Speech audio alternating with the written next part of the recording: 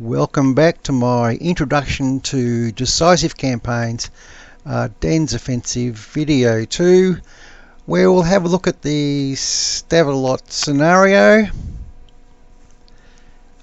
We'll just pick hard and slow just to see how it performs.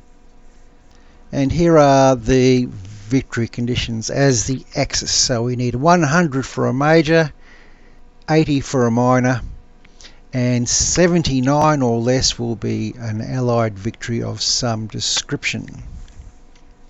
So let's have a look at the briefing. 18 December 44, the German 6th Panzer Army spearheads had the chance to take some vital bridges over the Amblève and Salm rivers and to capture the big US fuel depot along the road north of Stavelot. It was apparently defended only by a few US engineers. Right, so let's have a look at the strategic map. So we know that we have to get 80 points to achieve a minor victory.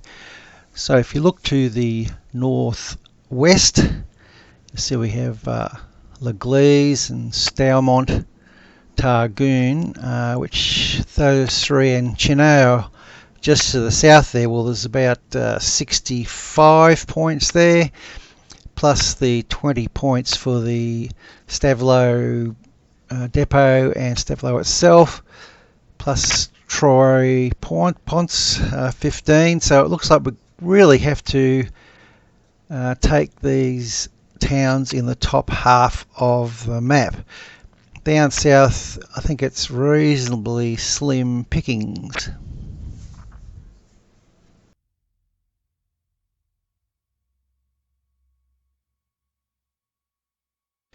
In the last video I mentioned the cards available through the Officer tab, but there's also this Cards tab at the top of the screen, which I consider to be the core level cards, and they include combat units, resources that you can allocate via the cards.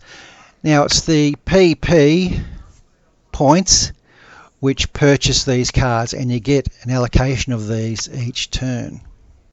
If you select a unit, the game will highlight the relevant hexes in yellow where you can place it, or it will place a zone of yellow hexes where you can place the unit that you've selected.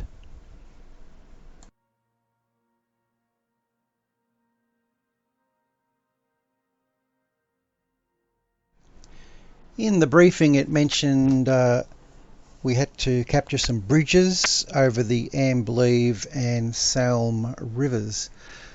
So let us have a look at Troy Ponce, and you can see there's quite a major intersection on the map, and obviously an important hex for us to capture. Now if we hover over the image of the minor city there, you'll get all this hex information. So at the top of the information there is roads present, rail and minor road to the north, northeast and south, a minor road to the southwest, and dirt road, mud to the southeast and northwest. So if we go down to move type and artillery, for instance, you'll notice the action point cost is 70. The first 60 stands for the rail and minor, the second 60 is for minor road, and the 100 is for dirt road, mud. So that's how you interpret that movement data.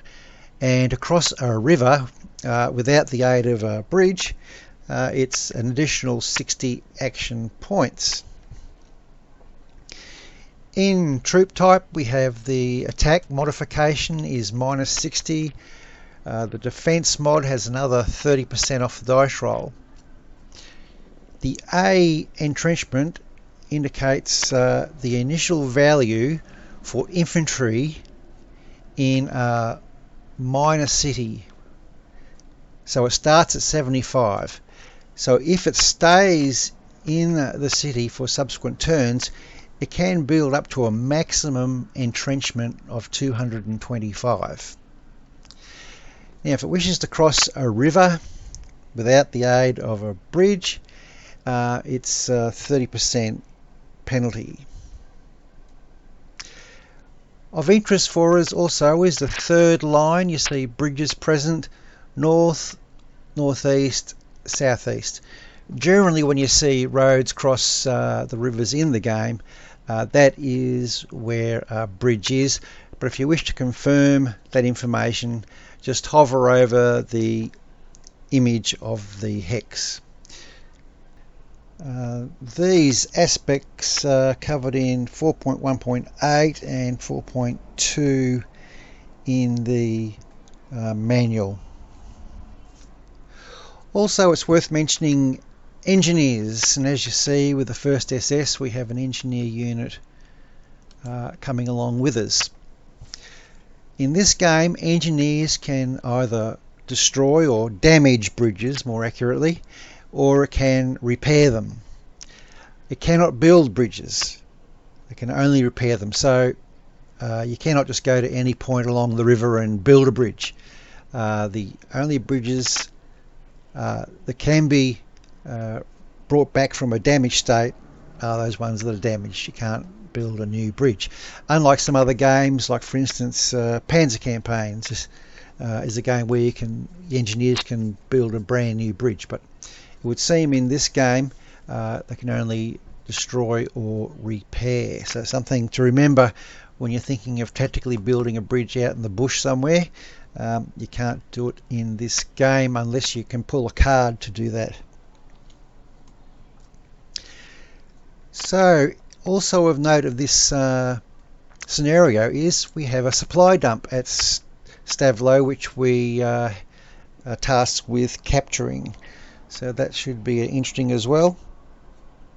So our first mission is to crunch this roadblock set up by the headquarters of the 30th Infantry Division.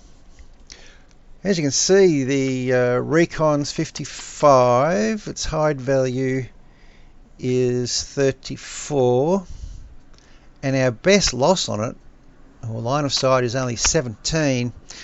And I think very cleverly by the game designers, you can see in these tiles of the unit, it's all foggy and misty, showing you the conditions on the ground by the units and in the city itself. So I think that's a nice touch done by the developers. So we have 7 power points. So what we might do is go to Goltz, we'll go to Officer, we'll give him a recon card and see if that can get some more information for us. Play card, Kampf Group Goltz, play card. Rightio. So did that make any difference? 66 and 17. So it's we're just going to have to go in without seeing a great deal. Fairly common tactic would be to send in a pre-attack barrage, so I think we'll do that. So we hit ranged, and then we select the unit we want to attack with, which will be this first SS artillery unit,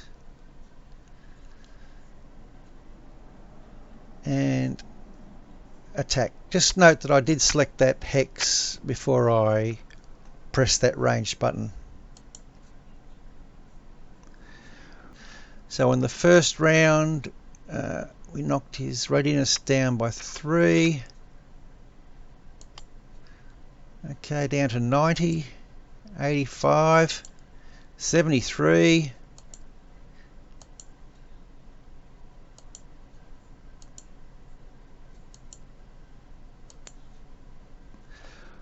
Rightio, so that ended up being quite good. We've knocked his readiness down in half, which will limit what he can do afterwards.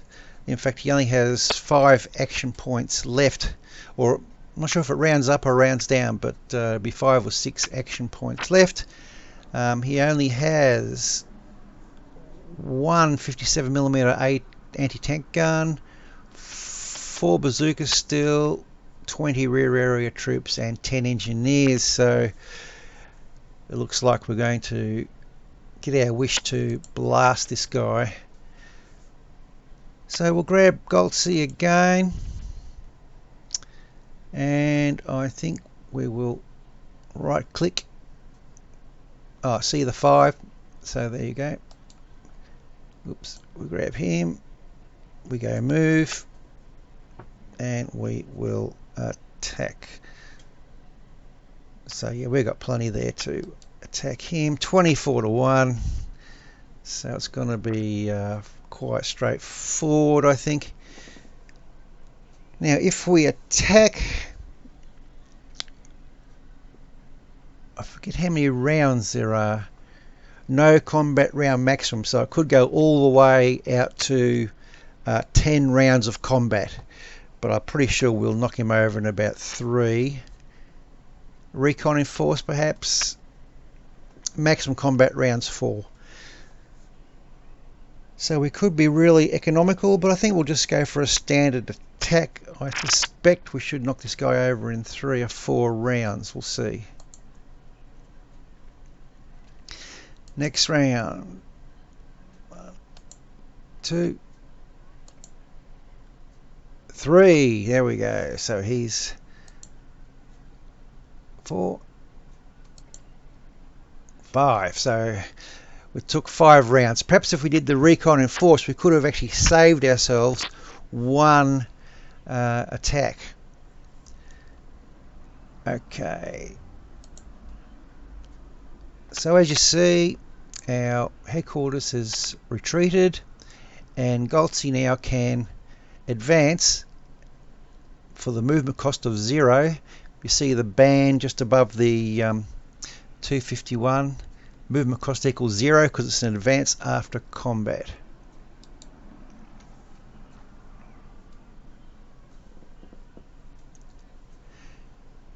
So if we have a look at that unit, he's down to 2. Battle AP 0, previous artillery 0, so he's best loss is 25, recon 56. So what we could do at this stage, I do like annihilating the enemy. I'm not sure whether I should zip up there, but I think what we'll do is we'll continue, because Goltzy still has 7 action points left. So we'll continue our attack. 167-1. My goodness. Okay, we'll just attack then. Okay. Should not take long. Okay, 0 alive.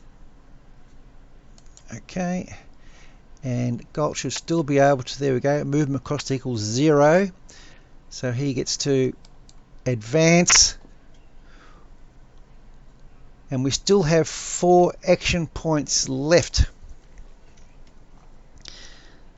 So we should, we could either do another attack, or we'll see if we can take the Stavlo supply. I'll go along the road, and we get ambushed. So next round.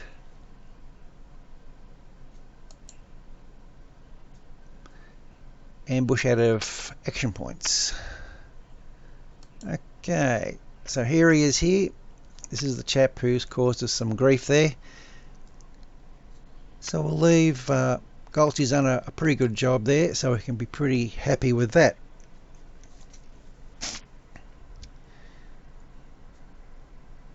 So we'll grab Koblenz.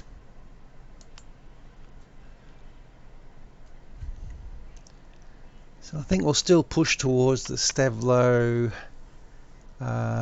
supply dump. It's sort of tempting to go zooming across over this way. We can't go through. That'll definitely be defended. So we'll go to here.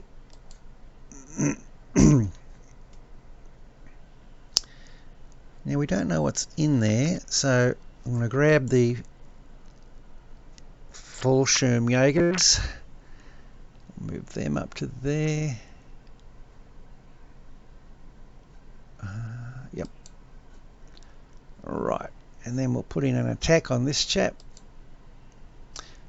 Right, so we can get Goltzy and Koblenz to join in. 10-1.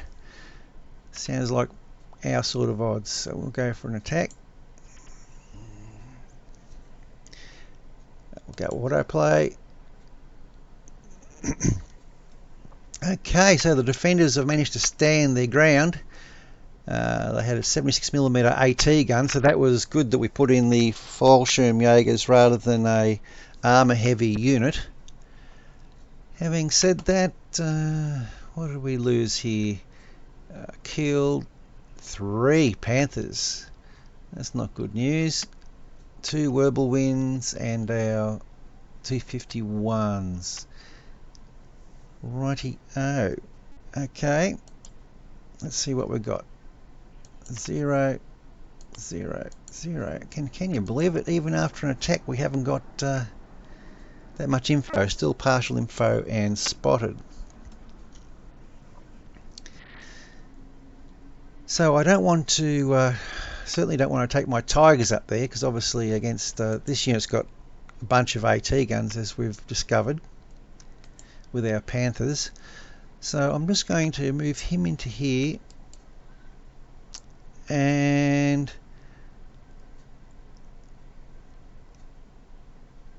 actually I want to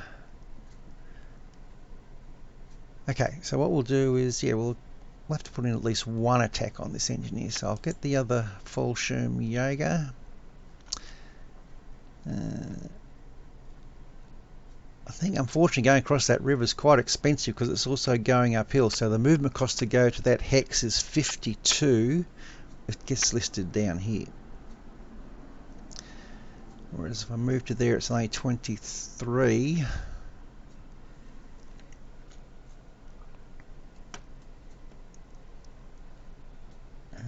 Yeah, I'll do it. I'll do it. Okay. Okay, 5-1. That's not too bad. The first SS engineers, 80%. Right, let's do that. Attack. We'll auto play it.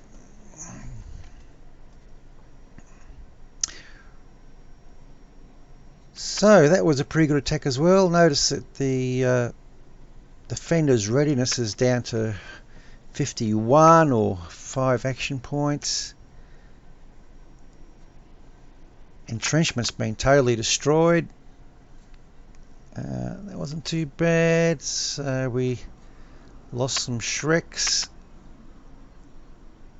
a Whirlwind, some Pioneers. Okay, but all in all, we got what we wanted there. 7 rounds of combat.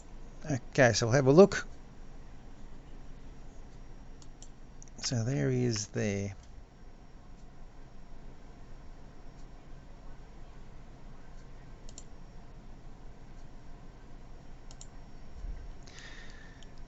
Not good for the first turn. If we go down a bit, we've lost 104. They've lost 63. Press the any key.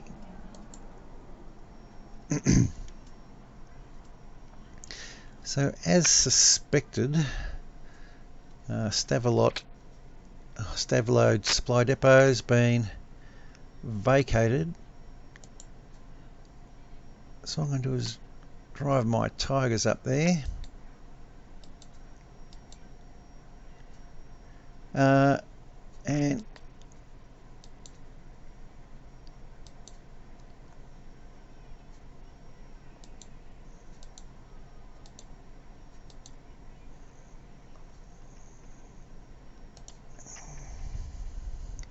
Okie dokie. Gee, we lost a tiger too. 10 retreated. And a whirlwind, which seems to be compulsory to lose one of those. Okay. Rightio, so we don't want those guys coming down and disturbing our sacking of the supply depot. Now, an important thing to do at this stage with the supply depot is to go to the major supply base area and set it to deplete. In other words, we're going to draw out as much fuel and rations as we can, and that will serve as a supply depot for our troops.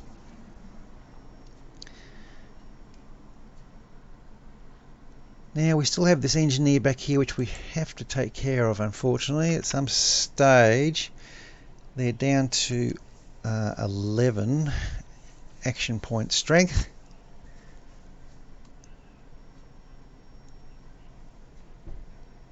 Okay, so what I might do is I'll grab a stack.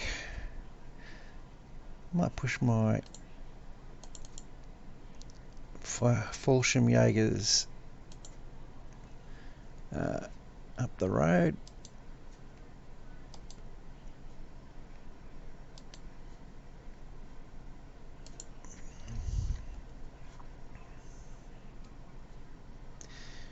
Rightio, the inevitable ambush. We have 3 points, and oh, there's a stack of American units there. Now these units are all in heavy forest and mud, so I think they might be a good target for an artillery attack, so let's give them a welcome to the wall. Ranged, the first SS. Okay, so let's see what happens.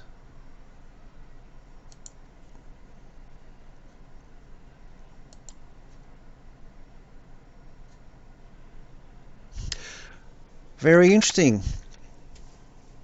So, because we didn't have any identification on the defender, we also don't get told what damage we may have done to them. So that's, I think, is very interesting.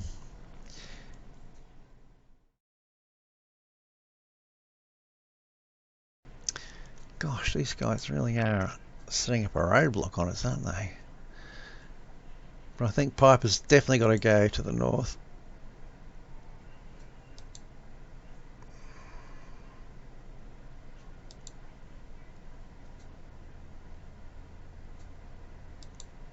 One to one. Yikes. Not the sort of odds that I particularly enjoy.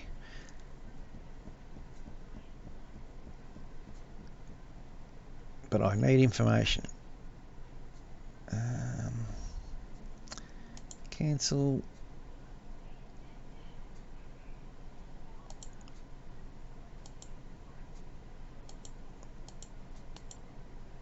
Okay, we'll just have a look. How many points was he? Piper was 6. Okay, recon force.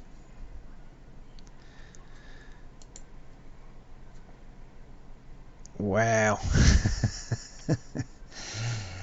That was not a good idea at all.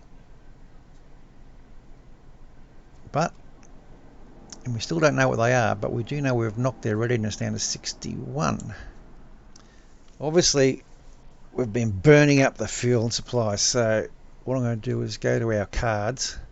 I've got 14 points to spend, and rear area, well, I'm going to play the fuel card, supply, and no, I'm going to go for the replacements. Righty-o. So we'll go to there. And so that is us for round 2.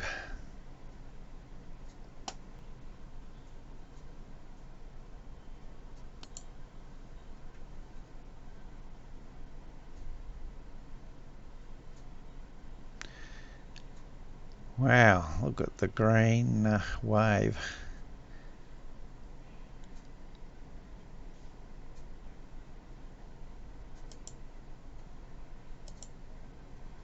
$27.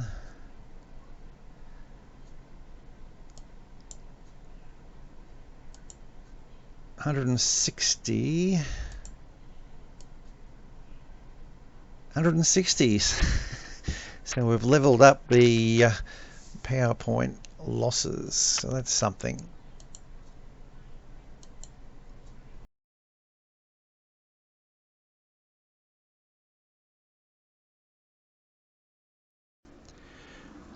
So this is the situation at the end of turn 3.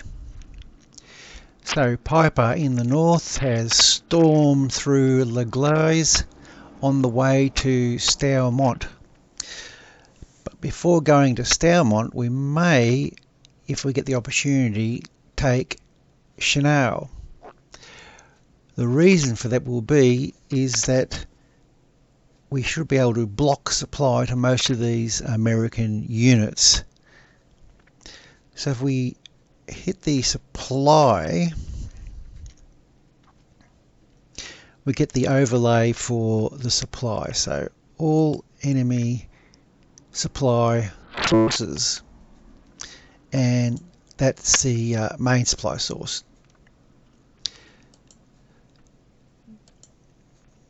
So you can see if we can take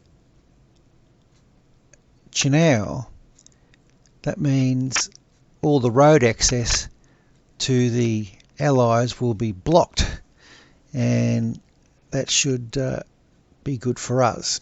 If we want to check our own supply sources, we can check from Stavelot to see where that's supplying. So he's currently supplying our Tigers, battling these guys in the north.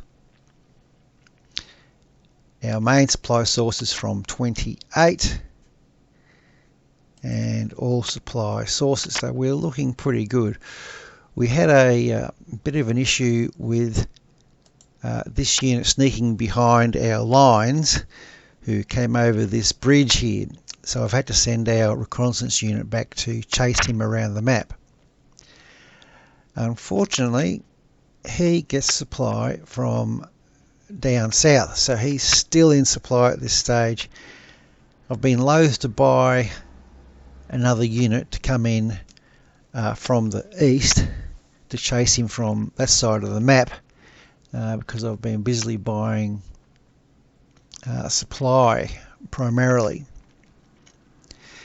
So that's a very useful view, I think, of supply, just using the supply tab and then selecting which side you wish to have a look from.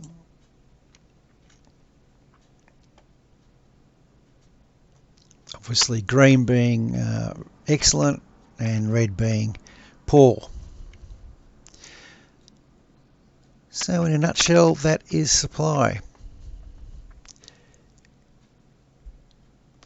As you can see, my units who have crossed to the western side of the river here near Roche-Linval are in pretty poor shape, considering this guy's blocking our supply.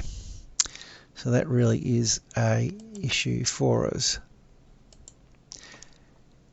But with a bit of luck, if we can take Troy Ponce, that situation will be relieved. So both sides at this stage of the game, at the end of turn 3, have their supply issues.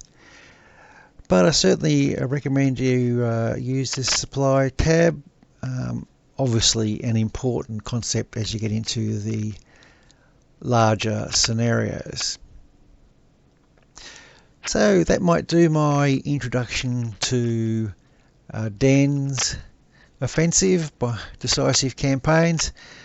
I hope it's been an interesting introduction for you and you consider supporting the product. So enjoy the game and I'll see you next time. Cheers.